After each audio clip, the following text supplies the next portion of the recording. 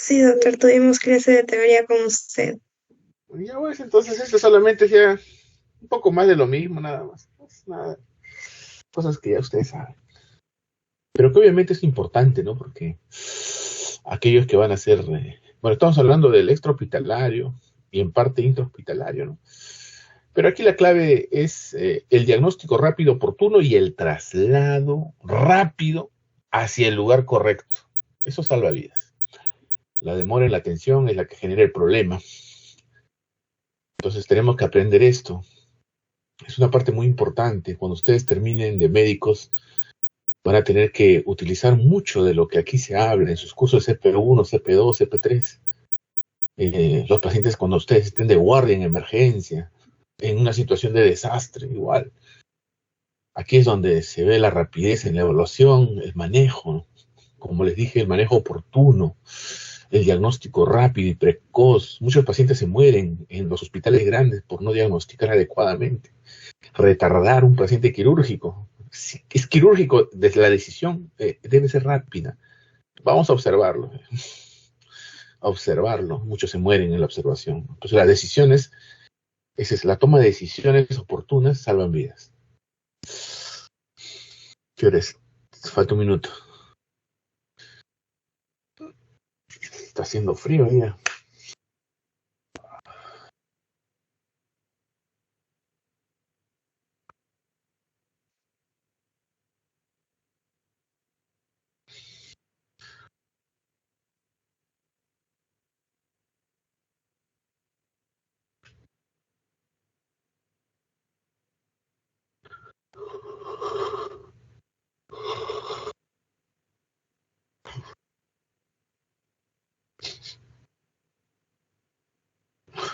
¿Empezamos? Sí, ¿no?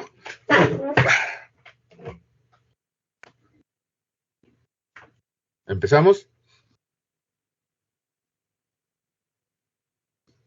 Yo creo que sí, doctor. Ya, muy bien, presten atención. ¿Eh? Como les dije, mi clase es rápida, concisa, ya ustedes tienen ya una parte inicial. ¿Cuál es el objetivo? ¿No? El objetivo es, pues, como está diciendo ahí la diapositiva, ¿no? Hacer una valoración inicial rápida del paciente politraumatizado. Hacer un manejo. Si hacemos una valoración inicial, llegamos a un diagnóstico y hacemos un manejo. ¿Cómo manejamos algo que no conocemos? Por eso, la valoración primaria es importante. Vamos a seguir. Este es un cuadro donde nos vemos una gráfica de cuáles son las principales causas de muertes asociadas al trauma, ¿no? Y están viendo que accidente de tránsito es una de las más frecuentes. Así es, esos son los que son referidos a los hospitales, en las emergencias, son atendidos. Los homicidios, ya sea por arma de fuego, arma blanca, suicidios, ahogamientos, caídas, quemaduras, envenenamiento, todo esto se ve. Todo esto llega a los hospitales. Entonces, tenemos que aprender a manejar, ¿no? Este tipo de situaciones. Hay una distribución que le llaman el primer pico, segundo y tercer pico, ¿no? El primer pico, la muerte es en segundos, ¿no? Prácticamente a veces el paciente se accidenta, tiene un trauma craneal severo, una lesión o fractura múltiple, external, costal, de pelvis, donde prácticamente no hay nada que hacer. Ahí el paciente muere. Es en el segundo pico donde la muerte va a ser en minutos a horas, en donde ahí es donde nosotros intervenimos con el soporte avanzado en el trauma, ¿no? Porque ahí es donde tú tienes que hacer un diagnóstico, estabilizar al paciente lo mejor que puedas, manejar la vía aérea si es que es posible, tener cuidado con la columna cervical, pedir ayuda y trasladar al paciente lo más rápido posible, ¿no? Ese es el objetivo. Es ahí donde nosotros jugamos. El tercer pico, la muerte puede ocurrir en semanas o días, ¿no? El paciente tú lo puedes haber liberado, haber salvado, así como hemos tenido un paciente hace poquito, se fue un trauma torácico, se operó, estuvo en recuperación, de recuperación pasó a su piso y en su piso le dio una embolia. Murió por una tromboembolia. Increíble. ¿Qué había pasado? Creo que no usaron una buena dosis anticoagulante. Hay que hacer coagulación profiláctica en los pacientes que van a estar postrados. Entonces, si un paciente es anciano, está postrado, puede hacer una tromboembolia pulmonar y esa fue la causa de muerte. Faltó, mire, murió en el tercer pico. ¿Sí? Eso muchas veces es por la condición misma del paciente o por situaciones que a veces pasan por alto. Por eso ustedes tienen que formarse para ser buenos médicos. Los buenos médicos siempre no van a poner idem a la terapéutica del médico anterior. Yo tengo que ver, revisar, examinar al paciente y de repente modificar la terapéutica. Muchas veces, la mayoría, algunos, no sé qué les ocurre, a paciente ya conocido, ¿no? Sigue con lo mismo. Sigue con lo mismo. O sea, eso no es el objetivo. Cada día que vamos, evaluamos al paciente nuevamente y de repente podemos agregar o quitar algo de la terapéutica que está iniciándose. Muy bien, seguimos avanzando. Las prioridades, ¿no? Siempre se ha hablado de prioridades, sobre todo cuando estamos en un accidente de tránsito extrahospitalario, ¿no? Yo siempre les he mencionado a ustedes que valorar la escena es una de las principales situaciones que hay que tener en cuenta. Nosotros no podemos hacer ningún tipo de evaluación, ningún tipo de auxilio, RCP, lo que tú quieras, en un lugar donde la escena no está asegurada. Asegurar la escena significa que ese lugar no vaya a explosionar, no se vaya a caer, no vayas a hacerla en medio de la pista o donde hay fuego. Entonces, tú vas a entrar a querer ayudar con tus conocimientos y al final mueren los dos. O mueren más, porque de repente hay otro más que va y te apoya, ¿no? Porque a veces así, hay un líder que muchas veces comanda y todos siguen a ese líder porque obviamente sabe un poco más que los demás y tiene, pues, ¿no? Características bien particulares. Lo llevas a un lugar, vamos a ayudar, entran todos y al final todos mueren. Entonces, ese no es el objetivo. Primeramente es valorar la escena y pedir ayuda, ¿no? Seguimos avanzando. Pueden ser explosiones en un terremoto, un accidente de tránsito, no lo sé. Tenemos que aprender a priorizar, ¿no? Salvar a la mayor cantidad de pacientes. Yo sé que muchas veces nosotros nos podemos centrar en el paciente más grave, ¿no? Pero a veces de repente es un paciente que ya no hay a veces mucho que hacer en él. Estamos en un lugar donde no podemos. Tenemos que tratar de salvar más vidas. Ese es el objetivo, ¿no? Es a veces una decisión difícil para el médico, pero hay que tomar decisiones. Entonces, cuando hacemos una valoración, empezamos a atender a cada paciente individual, ¿no? Por ejemplo, aquellos en los cuales su vida está en peligro, ya supongamos. ¿Qué puede poner en peligro su vida? Una amputación traumática, donde hay una hemorragia grande, puede poner en peligro su vida. Una insuficiencia respiratoria aguda por un neumotórax puede poner en peligro su vida, ¿sí? Un paro cardiorrespiratorio, etcétera, ¿no? El otro grupo es los pacientes que pueden perder un miembro. Y por último, el otro grupo, el cual puede esperar, ¿no? O sea, vamos a ponerlos en tres condiciones, ¿no? O sea, que no amenaza la vida o la extremidad, va el tercer grupo. Más o menos para que ustedes se den cuenta, ¿no? Siempre tenemos que tener presente esto, la evaluación primaria. Esto es básico, yo creo que esto lo hemos tratado, pero solamente el cuadrito para que ustedes recuerden que estas son las acciones que tenemos que realizar, ¿sí? La primera, como les dije, es valorar la escena y pedir ayuda. Creo que ahí todos me siguen. En el segundo punto es el control de cualquier hemorragia exsanguinante, hemorragia que ponga en peligro la vida, una hemorragia de una arteria importante o una vena como la yugular de repente, pero más son arterias, la carótida primitiva, la femoral, braquial, son arterias grandes que si no controlas ese sangrado el paciente se muere. Así seas el mejor haciendo RCP, si no cerraste el cañito, como dicen los médicos, no va a recuperarse el paciente. Ahora, eso es cuando es una hemorragia exsanguinante que tú lo puedes ver. ¿Y qué hablamos de las hemorragias internas? Una rotura esplénica, una rotura hepática, una fractura de pelvis, donde en la pelvis se puede acumular hasta toda tu sangre, los 5 litros que tienes va a la pelvis. Son hemorragias internas. Esas son pacientes que muchas veces, si no lo trasladas rápido, y aún así, el porcentaje de supervivencia es bajo. Muy bien. Vamos a la otra, que es la vía aérea, ¿no es cierto? ¿Qué cosa tenemos que ver en la A? Vía aérea permeable y control de la columna cervical. Todo paciente politraumatizado tiene lesión cervical hasta no demostrar lo contrario. Entonces tenemos que colocarle el collarín si es que hubiera la mano, o de lo contrario, tenemos que tratar de que la movilización cervical sea lo mínimamente posible. De esa manera estabilizamos, porque si no de nada va a servir, el paciente termina cuadripléjico producto de esto. Tenemos que hacer que la vía aérea esté permeable, porque muchas veces la insuficiencia respiratoria o el paro respiratorio es secundario a una obstrucción aguda de la vía aérea superior. Eso lo lleva al paro. Lógicamente siempre va a ir en este orden, ¿no? Va a ir primero la insuficiencia respiratoria o el paro respiratorio, luego va el paro cardíaco. Bueno, por ahí alguien me dirá, doctor, pero hemos visto algunos que han caído al suelo. Bueno, una arritmia maligna, tranquilamente una fibrilación ventricular, una taquicardia ventricular lo puede llevar al paro y no hubo la secuencia que yo estoy mencionando. Pero en muchos de los casos siempre es la hipoxia la que antecede al paro cardíaco, ¿sí? Entonces, si la vía aérea está comprometida, ocupada, ¿por qué? Por secreciones. sangre, de repente un cuerpo extraño. No lo sabemos. Entonces nosotros tenemos que tratar de permeabilizar esa vía, tratar de alinear los ejes en la medida de lo posible, teniendo cuidado de alguna lesión cervical, y tenemos que trasladar al paciente lo más pronto posible. Ventilación. Aquí vamos a seguir los pasos que hacían los antiguos. Siempre era pues la ectoscopía, ¿no? Tenemos que observar la asimetría torácica a la hora de ventilar. Ahí podríamos diagnosticar tranquilamente si es que hay un tórax inestable, un tórax batiente. Acuérdense que eso se produce cuando se da dos a más costillas fracturadas. Podríamos ver el desbalance tóraco-abdominal tranquilamente, el uso de los músculos accesorios, los tirajes. ¿Se han dado cuenta? Mira cómo podemos observar tantas cosas ahí. ¿Sí? Ahí daban el famoso ver, ¿no? O sea, nosotros vemos cómo se mueve el tórax a la ventilación, ver, oír, sentir. Muy bien, pasamos a la C, que es la circulación. Obviamente la circulación lo tenemos que ver de varias maneras. ¿Cómo lo podemos ver? Primeramente palpamos el pulso, ¿sí? Puede ser el pulso radial, el pulso cubital, pero yo prefiero ir de frente al pulso carotídeo, ¿no? O si no, al pulso femoral. Esos son pulsos que a mí me dan, son vasos grandes, ¿no? Yo más o menos voy a poder determinar la frecuencia cardíaca, de repente inferir en algo la presión arterial. Acuérdense que esa es la fuerza que ejerce la sangre al paso por las arterias y uno lo puede palpar. Entonces, la circulación es otro punto. ¿Qué otra forma podría haber yo que hay buena circulación? Bueno, de repente no veo ninguna hemorragia, el paciente está ahí, pero está taquicárdico. La taquicardia, ¿por qué se da? Por dolor. Bueno, muy buen, un buen factor. Otro, la fiebre, ¿sí?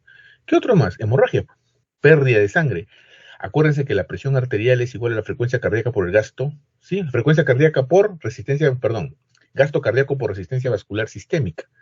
Entonces, si el gasto cardíaco o volumen minuto es igual a la frecuencia cardíaca por el volumen de eyección.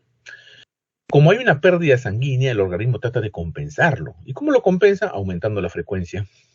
La resistencia vascular sistémica va a modificarse ya en etapas más tardías. Ya no hay nada de sangre que bombear, pero al inicio el corazón compensa. Generalmente la presión arterial recién cae cuando se ha perdido el 20% del volumen sanguíneo circulante. O sea, antes de eso el primer signo, y no se olviden, es la taquicardia. Muy bien, pasamos a la D, que es el desorden o el problema neurológico, el déficit neurológico que puede presentar el paciente. Sí, así es. Tenemos que evaluar la escala de Glasgow, ¿no? Y tendremos que tener presente si estaba los efectos del alcohol o algún tipo de droga. Eso también es muy importante. Y ahí va a ser bastante interesante buscar pues, signos de focalización en el paciente, ¿no? ¿Cómo son los signos de focalización? Bueno, muy fáciles. Vamos a evaluar, pues, que ya como les he mencionado también en CP1, vamos a ver si existe una parálisis facial que se puede ver, sobre todo de origen central, no la periférica.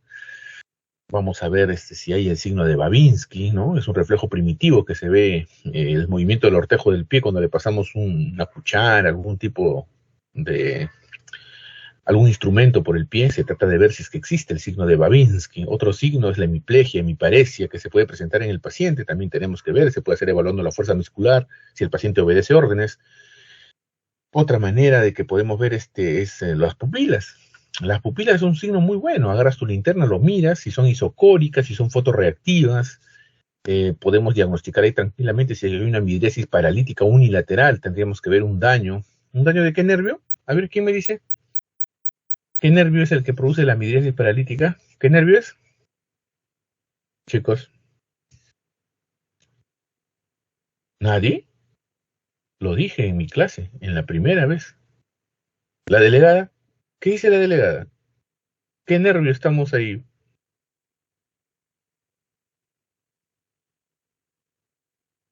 Hola, ¿están ahí? Sí, doctor, estamos. ¿Están? ¿La delegada está?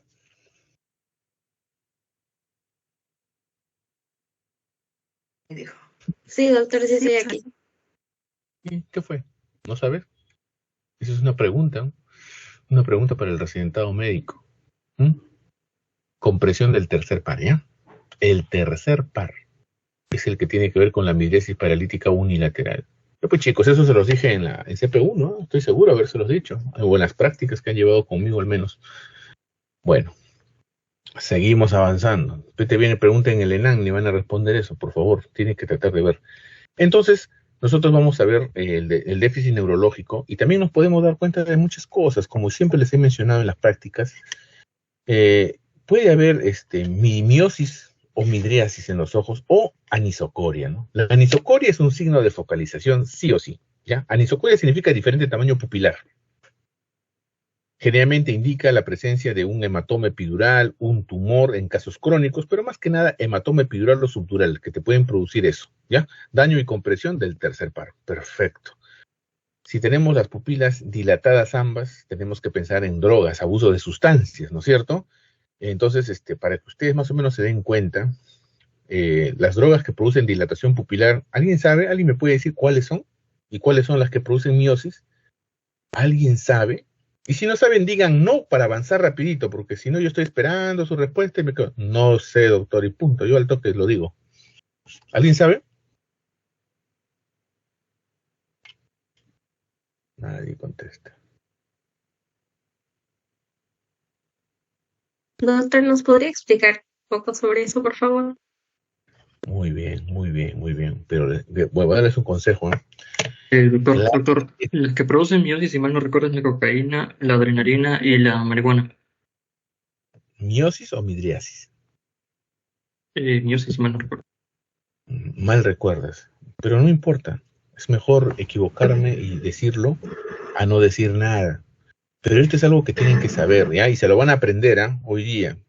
Bueno, ya les he dicho, estoy seguro que han llevado práctica conmigo si han hecho CP1 y se los tengo que haber dicho. Forma parte de la evaluación integral del paciente en emergencia. Cuando un paciente no tiene anisocoria, pero puede tener miosis o midriasis, ¿ya? Eso tienes que ver en la pupila con tu linterna. Entonces, si tiene miosis, puede ser una intoxicación por un opioide. Los opioides, por lo general, producen eso, miosis. Estamos hablando del fentanilo y sus derivados. Si tenemos midriasis, puede ser cocaína. La cocaína produce midriasis. Las anfetaminas, la marihuana, producen miasis. ¿Estamos de acuerdo, chicos? Entonces, vamos a hacer una mnemotecnia para que se acuerden, ¿no? Yo siempre le digo a mis residentes o mis internos, la palabra cama es algo bastante usado, ustedes duermen ahí. Entonces, cama viene cocaína, anfetamina, marihuana. Doctor, pero falta la A. Sí, la A no es una droga propiamente dicho, pero hay un parasimpático lítico que ustedes deben conocer que se llama atropina. No es una droga propiamente dicho, pero también produce dilatación pupilar. Entonces, con la palabra cama, ustedes abarcan a los 4 principales. Entonces, cuando ustedes vean a su paciente, se van a acordar algún día cuando estén en emergencia y sean internos, y van a ver un paciente que se intoxica por tomar raticidas. Muchas veces se quieren matar ahí, se suicidan tomando raticidas, está bastante común en las emergencias, alguna chica enamorada, no sé por qué hacen estas cosas, no lo entiendo, pero vienen a la emergencia botando espuma por la boca. Entonces hay que hacer un lavado gástrico y hay que atropinizar a la paciente. Ustedes se van a dar cuenta que una forma de ver que se está revertiendo el cuadro del envenenamiento por raticida es ver la pupila. Entonces la atropina produce vasodilatación pupilar. Entonces, eso es lo que nosotros buscamos para hacer el control de esto. Van a acordarse cuando vean esto. Sí, me acuerdo que me decían esto en CP2. Entonces, la palabra cama abarca cocaína, anfetamina, marihuana y atropina. Pero la atropina no es una droga, es un parasimpático lítico. ¿Listo? Muy bien, vamos a la E. Es importante exponer al paciente. O sea, el paciente no solamente Pero hacemos... una consulta. Dime. ¿Qué es la que se utiliza para hacer el examen de fondo de ojo? La cocaína le echa. Cocaína le pones y se vasodilata la pupila. Claro, hay otros también que utilizan, pero usan cocaína. Ustedes cuando hagan cirugía experimental, no sé si en la Villarreal lo harán. Bueno, yo soy sanmarquino y en San Marcos teníamos acá en el Hospital Loaiza, me acuerdo, había al fondo, y hacíamos nosotros experimentos pues con cocaína para dilatar a los conejos su pupila y poder hacer el fondo de ojo, ¿no? Todas esas cosas no sé si hará la Villarreal en ese aspecto, pero más o menos para que se den cuenta, ¿no? Cocaína dilata el ojo y hay otros compuestos que los oftalmólogos usan también para dilatar los ojos, pero estos no son drogas. No son drogas. Pilocarpina creo que utilizan, pero ellos tienen unos compuestos que usan para hacer el fondo de ojo. Estamos de acuerdo, pero hay drogas. Por eso cuando uno ve a un drogadicto o una de esas personas que toman ahí, pues en esos lugares que creo que ustedes no van, discotecas ahí, ¿no? Van a verlo, están de noche sin luz y están con los lentes negros. ¿Por qué? Porque sus pupilas están dilatadas y obviamente la luz entra y les molesta. Están que sudan, están sudando, se están rascando, porque tienen prurito por ese efecto de estas drogas. Entonces, muchas veces ese es uno de los signos, ¿no? Para hacer un diagnóstico. Muy bien, la E, exponer al paciente. Hay que quitarle la ropa y exponer, porque muchas veces han habido lesiones que están en la espalda. Por ejemplo, tenía un una cuchillada en la espalda y nadie lo ha visto, nadie se ha dado cuenta. ¿Por qué? Porque no revisaron. Hay que revisar todo, la espalda, la parte anterior. Hay una fractura de cadera y nadie se ha dado cuenta, porque obviamente no le han quitado el pantalón. Entonces ahí se podría ver la simetría en los miembros inferiores, ¿no? Tranquilamente se ve una subluxación, algo. Entonces es importante hacer la exposición del paciente. Muy bien, vamos a seguir avanzando. Creo que ya esto lo mencioné. Seguimos avanzando y acá lo tienen ustedes en un gráfico mucho mejor donde están todas las partes, ¿no? Yo me voy contento de la charla y es más diría, ¿sabes qué? Ya terminó la charla, solamente con que ustedes aprendan esto que está acá, ¿sí? Se los dejo y tómenle una foto mental. Aprendan a tomar una foto mental, chicos. Se toma una foto mental y lo guardan en su mente. Ahí está, toitito, mira. ¿Cómo veo la circulación? Ya dije, palpando el pulso carotídeo, pulso femoral, pulso tibial, el pulso cubital, radial. Tengo que ver también el llenado capilar, debe ser menor a 2 segundos. Entonces, todos esos son signos de perfusión tisular. Obviamente, la coloración de la piel, si hay cianosis o no. Todo eso tienen que ver, ¿ya? Seguimos avanzando. Acá hemos dicho control de... Por ejemplo, acá, ¿qué hacemos? Probablemente ha sido una granada, algo que ha explotado, hay que poner un torniquete, ¿no? No hay otra manera. Si no cierras esto, el paciente se va a morir por sangrado. Tienes que colocar un torniquete, ¿no? En cambio, si fuera una herida superficial, por compresión. Pero tipo de heridas así amputantes, hay que colocar un torniquete. Muy bien. Seguimos avanzando. También podemos encontrar este tipo de hemorragias. Algunas pueden ser por compresión. Cuando es arterial, salta la sangre. Y cuando es venosa, van a encontrar así una salida continua, ¿no? Y obviamente capilar también es diferente. Esto solamente tengo que presionar y va a sanar. Pero en cambio, en este tipo de heridas, hay que hacer una presión continua o muchas veces hacer un torniquete, porque el sangrado arterial es bastante fuerte. Seguimos avanzando. Bueno, acá también para que ustedes puedan leer más o menos la forma, cómo tenemos que hacer en el cuidado de las heridas. Seguimos avanzando. Los torniquetes, que es lo que les dije, cada 20, 25 minutos y en el traslado tendríamos que descomprimir un poco, pero ojo, eso solamente lo vamos a hacer cuando no es una hemorragia súper exsanguinante, porque una femoral, por ejemplo, dañada, ustedes comprimen rápidamente, se va a venir toda la sangre. Entonces hay que tener cuidado en este tipo de manejo, ¿no? Seguimos avanzando. Aquí justamente estamos hablando cuando están solos, se comprime, el otro comprime, mira. Esta es la manera correcta, cómo se tiene que hacer, ¿ya? Con una correa, no sé. Muy bien, seguimos avanzando. El manejo de la vía aérea. Siempre se ha mencionado de que hay que tener un control muy especial de la columna cervical. Alinear el eje es muy importante. Esta es la triple maniobra, ¿no? Acá está, alinear el eje para que pueda respirar. Acuérdense que el principal obstructor de la vía aérea en un paciente que está inconsciente es la lengua. Entonces al paciente tenemos que hacer la tracción, elevación del mentoncito, y de esa manera nosotros vamos a alinear los ejes y el paciente va a respirar mejor. Claro, cuando estamos en el hospital ya tenemos un tubo de Mayo que le podemos colocar y tranquilamente el paciente respira, ¿no? Así es, seguimos avanzando. Acá están los dispositivos para el manejo de la vía aérea. Acá tenemos el resucitador manual o ambú con la máscara facial. Tenemos la mascarita de reservorio y esta es la conexión hacia el oxígeno. Entonces, de esa manera nosotros le vamos a poder ayudar al paciente, ¿no? Hay que saber bolsear. Esto es muy importante, ¿eh? En las emergencias hay esto. Y a veces es una lástima que el médico, algunos no sabe manejar. Este es en la zona de guerra, como dicen, el campo de batalla, que es la emergencia, trauma shock. En esos lugares llegan los pacientes. Ustedes van a estar en esas áreas, así que no se preocupen. Y cuando ustedes vayan a ser internos en la zona de emergencia, pues tienen que conocer todo esto. Tienen que saber qué tubo endotraqueal. A veces le dicen, interno, pásame un tubo. Y el interno no sabe ni qué tubo le corresponde al paciente, ¿no? Entonces, ustedes tienen que saber y apunten en su mente, apunten en su libreta que un tubo para un varón adulto normal es un tubo 8, para una mujer es un tubo 7, 7 y medio, y para una gestante es un tubo 7.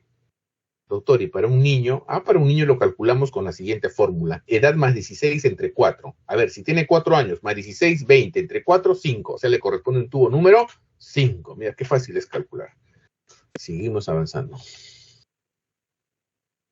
Acá lo están, bueno, los paramédicos, en este caso, bomberos, no lo sé, ellos saben muy bien esto y le ponen su collarín. Restringen la movilidad cervical porque se puede producir una sección medular tranquilamente y el paciente llegar cuadripléjico. Así que tengan mucho cuidado.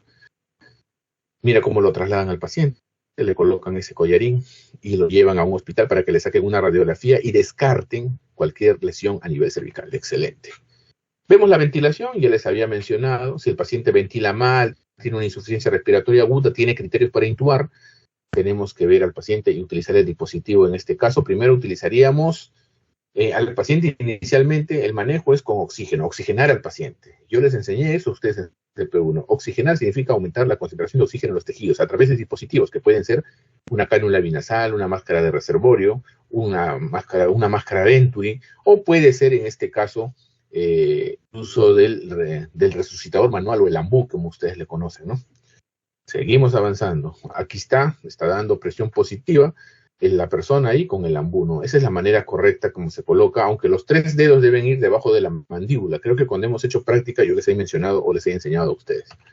Seguimos avanzando. Una vez que vemos si el paciente tiene criterios para intubar, entonces lo intubamos. ¿Cuáles son los criterios para intubar a un paciente? Tomen nota, lo voy a preguntar en el examen, ¿sí? Los criterios para intubar a un paciente son paciente agudamente disneico. O sea, yo no voy a intubar un asmático, un EPOC, un EPIC, porque esos son insuficiencias respiratorias crónicas, a menos que se reagudicen pues con una neumonía. Fuera de eso, yo solamente voy a intubar a los pacientes agudamente disneicos, aquellos que se ve insuficiencia respiratoria de saturación de manera rápida. ¿Qué pasó aquí? ¿Qué ocurrió? De repente tiene una embolia, tiene un neumotórax, no lo sé, debo intubarlo. Quemadura facial debe ser intubada. ¿Estamos de acuerdo? Sí, traumatismo de cuello debe ser intubado, ¿sí? ¿Qué más? Trastorno hemodinámico debe ser intubado. ¿Qué más? O sea, estamos hablando de trastorno hemodinámico con una pérdida masiva de sangre, más del 20 al 30% de su volumen sanguíneo circulante. ¿Qué más debe ser intubado un paciente? Escala de Glago menor de 8, ¿sí? ¿Qué más? Criterios de LAGA o análisis de gases arteriales, una PAFI menor de 100, con una PO2 menor de 60 o una POCO2 mayor de 50. Uf, listo. Eso es fácil, mira, la decisión de intubar a un paciente o hacer un manejo avanzado de vía aérea es de acuerdo a los criterios que les he dado. ¿Qué tal? Mira, se los estoy dando todo, ya no les estoy preguntando porque sé que no me van a responder. Seguimos avanzando. Ahí que estamos viendo, circulación y sangrado. Tiene un cuchillo. ¿Qué puede haber lesionado? Está en la zona del mesogastrio, más o menos, ¿no? Epigastrio con mesogastrio, en ese límite está. En esa zona, ahí está pasando el colon transverso, en un lado está el vaso, al costado derecho estaría el hígado. Mira, puede haber múltiples lesiones como puede haber ninguna, que a veces ocurre. Ingresan, hacemos la parotomía y no hay nada, suerte pues. Pero igual, se traslada al paciente, inmovilizando lo máximo posible, muchas veces no se retira, muchas veces ha ocurrido que ha llegado con un cuchillo en el corazón y lo han retirado y justo era la vena cava superior que estaba lesionado y el cuchillo hacía el tapón. Le sacas eso, la hemorragia es brutal y se muere. ¿Nos ha pasado? Sí, nos ha pasado. Seguimos avanzando. Vemos la perfusión, yo ya les dije cómo. Los signos de hipoperfusión tisular en un paciente es un estado de shock hipovolémico. ¿Cómo lo vemos al paciente? Frío, sudoroso, descenso de la temperatura. ¿Qué más? Pulsos periféricos débiles, ¿sí? Cianosis, porque no hay sangre. Pues si no hay sangre, no hay transporte de oxígeno. ¿Qué más, doctor? ¿Cómo? Llenado capilar menor de 2 segundos. Ahí les estoy dando todo. Todo se los estoy dando a ustedes. Evaluamos el pulso, creo que ya se los dije dónde. Ahí están viendo. Carotidio es lo que más me gusta ver en pacientes politraumatizados. Muy bien, seguimos avanzando. En la piel, les dije bien claro, la perfusión se ve a través de la coloración, a través del... ustedes lo palpan, se ve viscoso en los pacientes que tienen shock. Los pacientes con estado de shock hacen eso. ¿El shock qué significa? Estado de hipoperfusión tisular. Nada más. Muy bien, seguimos avanzando. Ahí está, la cianosis. Bueno, en este caso es ya un grado de que puede realmente tener una embolia, un fenómeno de Raynaud, ¿no? Algo que está produciendo eso. Pero no necesariamente lo van a saber así, chicos. Seguimos avanzando. La temperatura, es importante también valorar la temperatura, pero eso ya lo vemos ya nosotros como parte del examen, ¿no? O sea, hacemos un examen, la temperatura mayor de 38 grados, acuérdense que la temperatura normal es 36.7 a 37.2. Entonces, en ese rango debe ir la temperatura, ¿no? Tomamos la temperatura axilar o temperatura oral. La rectal es la mejor. Seguimos avanzando. El déficit neurológico, creo que ya les mencioné. Hay que valorar el estado de conciencia a través de la escala de Glago. ¿Y qué cosa valora la escala de Glago? Acá están los niveles de conciencia. Si el paciente está alerta, está confuso, está con somnolencia y tiene parámetros que es la respuesta verbal, la respuesta motora y la respuesta ocular, ¿no? Ahorita vamos a seguir viendo. Acá está. Esa es, señores, la escala de Glago, ¿sí? Entonces, ¿cuánto será el mínimo valor de la escala de Glago y cuál será el máximo valor? No se vayan a equivocar en el examen, ¿eh? 3 a 15. Algunos pusieron de 0 a 15, no es 0, acuérdense. Mira, el valor mínimo tiene 1. O sea, 1, 2 y 3 es lo mínimo. Y 15 es lo máximo. 15 es lo que tienen todos ustedes ahorita. Bueno, creo. Seguimos avanzando. Exponer al paciente, ya les dije qué es lo que hay que hacer. Hay que liberarlo de la ropa, ver todo eso. Y pasamos, después de que el paciente ya esté estable, hacemos pues una correcta historia clínica. Muchas veces los pacientes están inconscientes, ustedes no pueden hacer esta evaluación, pero a veces hay familiares y el familiar les puede dar un dato, de repente es diabético, es hipertenso, alérgico a una medicina, no lo sé. Ustedes hacen una evaluación secundaria preguntando a un tercero. Si el paciente está consciente, cumplen con todo esto, ¿no? Hacen un examen, ¿no? Y le ponen ya signos y síntomas, si está alerta, antecedentes familiares, antecedentes de enfermedades anteriores, alergias medicamentosas, si tiene alguna enfermedad de fondo, una patología, si está con estómago lleno, a qué hora comió, de repente está bajo efectos del alcohol, ya van viendo esto, ¿no es cierto? Más o menos, porque ustedes vean, ahí está todo, alergias, qué medicamentos usa. Todo eso ya se ve en la evaluación secundaria, cuando el paciente ya está estable. Se hace una revisión detallada desde la cabeza hacia los pies, ¿ya? Y tenemos que ir evaluando, ahí se hace un diagnóstico a veces de cosas que no sabíamos. Bueno, así lo van a ver ustedes cuando están en el examen físico. Ya les dije, a veces, si no exponemos al paciente, no vamos a ver una fractura de pelvis. En una fractura de pelvis se puede llevar hasta 3 a 4 litros. Una fractura de pelvis te puede llevar toda tu sangre. Una fractura de fémur es la que se lleva 3 a 4 litros de sangre, ¿sí? Eso es todo importante, los signos vitales a través de monitores, y volvemos a reevaluar al paciente, ¿no? Muy bien. Entonces, por regiones anatómicas en la cabeza, tenemos que ver si hay una contusión, una hemorragia, vemos nuevamente el ojo, porque al inicio de repente no había simetría, no había anisocoria, pero en una segunda etapa estamos examinando y ya vemos, porque el hematoma se va formando en el tiempo. Acuérdense que no necesariamente va a llegar con un signo de focalización a la emergencia, se puede dar, por eso dice, muere en minutos a horas y después en días. Ha pasado que estaba en observación y ha hecho el hematoma recién. En el cuello tenemos que ver si hay enfisema. El enfisema se va a ver como agrandamiento de la piel y cuando uno lo toca, crepita. ¿Sí? ¿Qué cosa significa eso? Que hay fuga de aire, se ha roto el pulmón o se ha roto la tráquea o el bronquio, cualquiera de ellos. Muy bien, seguimos avanzando. Lógicamente la fractura cervical lo diagnosticamos a través de una radiografía de tórax. No creo que alguien vaya a tener problemas ahí. En el tórax vemos deformaciones, contusiones, vemos, por ejemplo, si hay un tórax inestable, es cuando la ventilación es asimétrica, a eso le llaman. Vemos si hay un neumotórax, lo oculto, no hay murmullo vesicular. Un neumotórax a tensión puede desplazar el corazón y producir un shock cardiogénico tranquilamente. Hay un hemotórax, le saco una placa, voy a ver nivel de sangre, etcétera. Son varios parámetros que se va a dar a través de la inspección, auscultación, percusión, palpación. Eso es importante, la forma como auscultamos y vemos a los pacientes. Tienen que aprender a reconocer los ruidos pulmonares, no se olviden. Les dejo como tarea que vayan y revisen, debe haber en YouTube, ¿no? Porque antes yo tenía un cassette, creo, donde tenía los ruidos pulmonares y ruidos cardíacos. Pero eso estoy hablando de cuando era estudiante. O sea, actualmente debe estar ya todo, está en la red. Así que descarguen el ruido en vez de descargar. Es como descargar una música y se ponen a escuchar, que así yo aprendí. Descargaba, compré el cassette y en mi grabadora todas las noches escuchaba y todos los ruidos los tengo en mi cabeza. O sea, puedo identificarlo. Así es, así se estudia. Ruidos cardíacos. Ah, ajá, este soplo es por esto, por esto, por esto. Excelente. Y ahí diagnostico la patología. Así se estudia. Seguimos avanzando. En el abdomen, la equimosis periumbilical habla de sangrado retroperitoneal, ¿no? Eso también hay que ver. En la pelvis, ya les dije, es una hemorragia interna masiva. Muchas veces los pacientes se mueren. Por eso, si diagnosticamos una fractura de pelvis, si no lo referimos al hospital rápidamente, se va a morir. Inclusive se mueren en los hospitales. Es bastante difícil de manejar esto. Seguimos avanzando. En la espalda hay que ver si no hay una escoliosis traumática. De repente hay una fractura de la columna, ¿no? Dorso lumbar, no lo sé, si hay deformidades o acortamiento, los dos miembros no son del mismo tamaño, puede haber una luxación de cadera, puede haber una fractura de cadera, etcétera, diferentes maneras de ver esto. Y como les mencioné antes, el examen neurológico, eso que están viendo ahí en la foto de la niña o la señorita, ese se llama anisocoria, diferente tamaño pupilar. ¿Estamos de acuerdo? ¿Sí? Lo normal es que sean isocóricas. Midriasis es cuando están los dos dilatados. Entonces, si está dilatado, podemos pensar en drogas, como les dije, CAM, ¿no? Cama, cocaína, anfetamina, marihuana, atropina, podría ser cualquiera de esos. Si están contraídas o miosis, fentanilo, opioides, definitivamente miosis, opioides. Y si son anisocóricas, pensamos en traumatismo cráneoencefálico. En esta chica, por ejemplo, si su problema fuera el desorden neurológico de un trauma cráneoencefálico, tiene un hematoma epidural o subdural en el lado derecho. Perfecto. Mira, diagnostiqué antes que salga la tomografía. Excelente, sigo avanzando. Muy bien. De todas maneras, tenemos que tener presente de que muchos de estos pacientes llegan a hacer un paro cardiorrespiratorio. Y una de las principales causas de muerte actualmente es el choque hipovolémico. Continúa siendo, continúa siendo el choque hipovolémico. Por eso tenemos que aprender a colocar una vía y a pasar cristaloides o a pasar coloides para trasladarlo al hospital rápidamente. Acuérdense que hay criterios para transfundir pacientes, pero eso no lo van a hacer pues afuera, ¿no?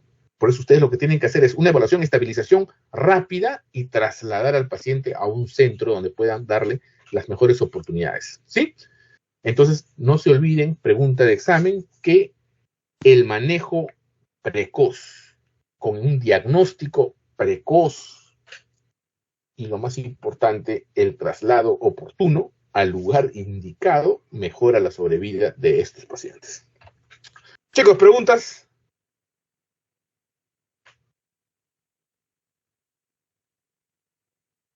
Hola, ¿están ahí? Claro, doctor.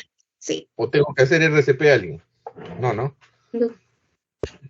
¿Preguntas? ¿Todo está claro? ¿No entendieron nada?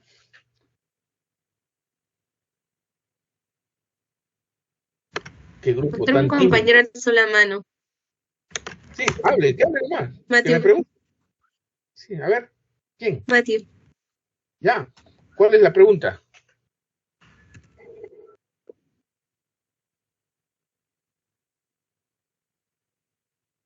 Muy bien, así me gusta cuando todo está claro. ¿Se entendió, no? Muy bien. Cuando nos veamos en la emergencia. A ver. Doctor, una Sí. consulta. Doctor Diego. Dime. Una consulta. El tema de la miosis, es correcto que solo es por la morfina y sus derivados, pero no, o sea, cuando lo vemos, ¿solo ese podría ser la causa o puede haber otra causa? Como vuelvo a repetirlo, chicos, ustedes tienen que ir a lo más seguro, ¿no? O sea, por ejemplo, acá en traumatismo, a mí lo que me interesa, y yo quiero que ustedes queden bien claro, es que ustedes van a buscar los signos de focalización. Yo les he mencionado las características de lo que es ¿cómo se llama? Del tamaño pupilar, pero lo que me interesa es que ustedes determinen la anisocoria, ¿me entiendes? La miosis, definitivamente, una de las causas más frecuentes que ahorita estamos viendo es el consumo, pues, de los opioides, ¿no? Hay gente que está utilizando, ¿cómo se llama? Está utilizando fentanilo. El fentanilo es un opioide sintético, 100 veces más potente que la morfina y produce ese cuadro. Por eso yo les estoy tocando este tema. Si ustedes ven miosis bilateral, deben pensar en eso, ¿no? Pero también puede haber otros fármacos que pueden producir, inclusive un síndrome de Bernard Horner, que ustedes más adelante lo van a ver, también produce miosis y caída de tosis palpebral, ¿no? O sea, hay varias causas, pero lo que yo quiero es que entiendan es que de las más frecuentes en los pacientes que hacen abuso de sustancias es el uso de opioides. ¿Estamos de acuerdo? Busquen en el paciente politraumatizado la anisocoria. Eso es lo que tienen que buscar ustedes, porque a ustedes les interesa. El paciente se ha traumatizado, tiene un traumatismo encefalocraneano, hay que ver qué magnitud. A esos pacientes cuando ven un TEC, hacen el diagnóstico, el cuero cabelludo, les sacan una tomografía. Pero antes de la tomografía yo puedo ya dar una apreciación, ¿no? Sigo viendo, hay anisocoria. Acá definitivamente hay una masa intracraneal. Acuérdense de que el cerebro está ya pues hueso, no puede expandirse más, y cuando el hematoma se produce, empuja el cerebro por el agujero magno. Entonces, como lo empuja por el agujero magno al paciente, el paciente, como lo está empujando por el agujero magno al paciente, comprime el bulbo raquídeo justamente en la zona donde está el tercer par. Y ahí viene el problema. ¿Ya, chicos? ¿Qué más? ¿Otra pregunta?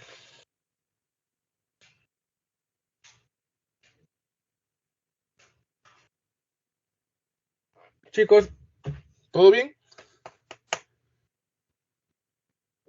Sí, doctor. ¿No hay más preguntas? Creo que sí. Todo está claro, ¿no? Muy bien, chicos. Si todo está claro, les deseo mucha suerte. Y bueno, pues cualquier cosa, estamos en el hospital para cualquier situación. Ya nos vamos a ver seguramente en las prácticas de CP3, CP4 o cuando lleven el curso de anestesia conmigo. Ahí cualquier duda me pregunta. Muy bien, chicos. Gracias por la atención. Hasta luego. Hasta luego, doctor. Listo, doctor, muchas gracias. Hasta luego. Doctor, Gracias. Gracias, doctor. Hasta luego.